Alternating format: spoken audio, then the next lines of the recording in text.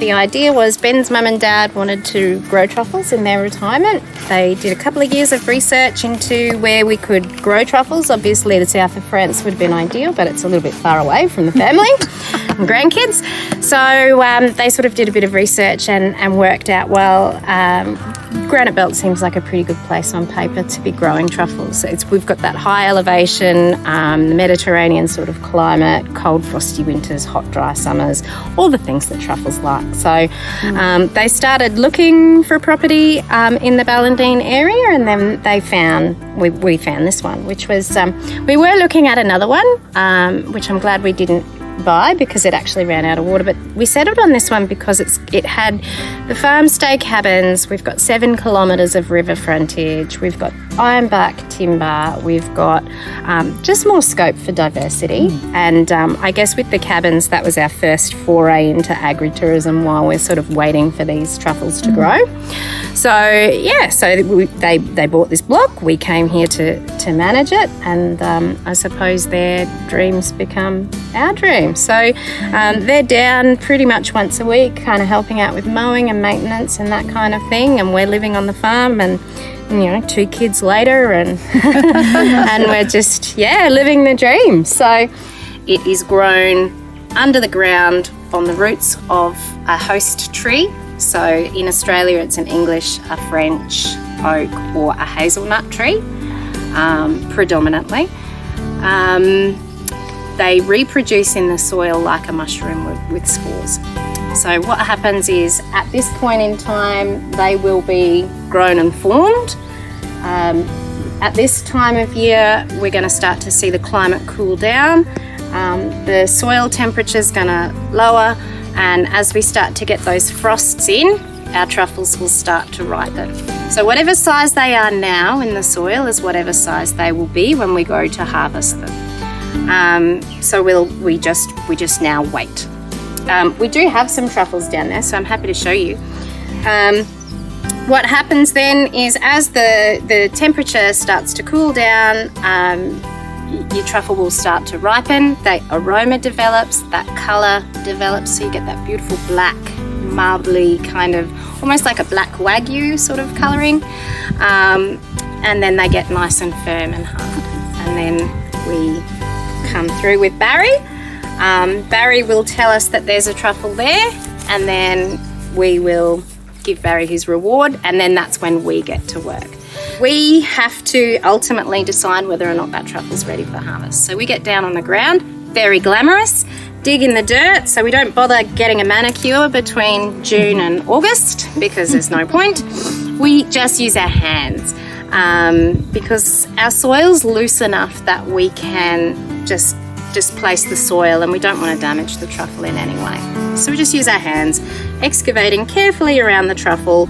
We find the truffle, we sniff the truffle. If it's got the aroma, if it's got the firmness, we just take a slight little nick out of the side of it to check for the colour, and all 3 things being good, then we'll pull it out.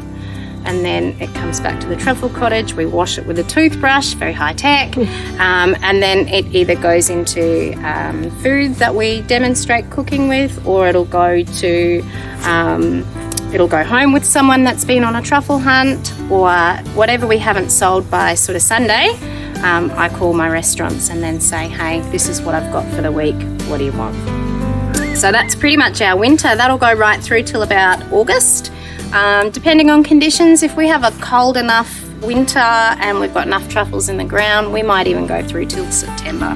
So we're a little bit different to sort of like the West Australia. Their truffles kind of come on from anywhere from May onwards. Generally over here on the East Coast, it's about June, end of June.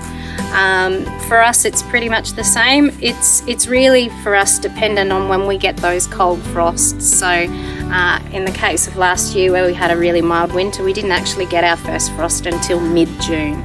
So that was about sort of 6 weeks behind what we would expect in a normal. We had a bit of a hole over here, so and there was a bit of a big crack here, and then just sitting right there on the surface was this little beauty here.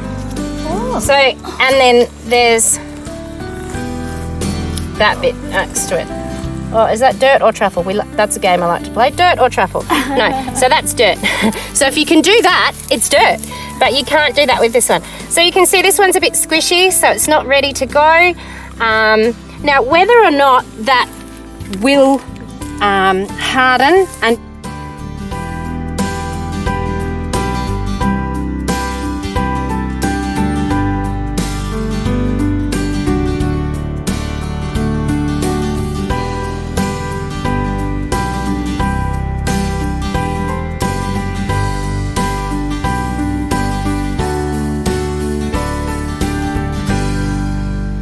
you to taste it not cooked, because, well, when we talk about cooking with truffle, we don't actually cook with it, we just add heat to it, which amplifies the flavour.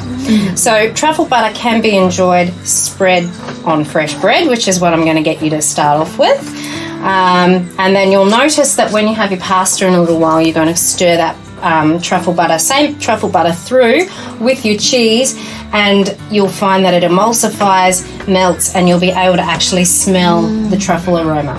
So there's not a lot of aroma in that one. It's been stored in the freezer. The fat encapsulates the truffle, so you can freeze truffle, but if you do that, it's going to lose its aromatic value and it's just going to come out. If you put it in the truffle butter, the fat encapsulates the truffle and gives it the best chance. So there is a little bit of aroma loss and flavour loss, but it's probably the best way for you to store your truffle long term. And butter keeps salted butter will keep for up to 12 months in your freezer if it's stored correctly. So we're going to start with that.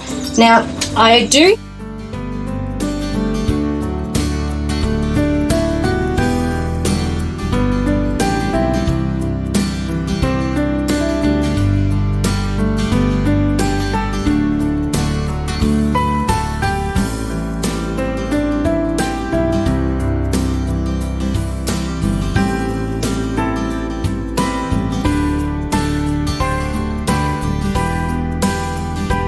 All right, those people with pasta in front of you, stir that butter and get that aroma happening. Oh, sorry.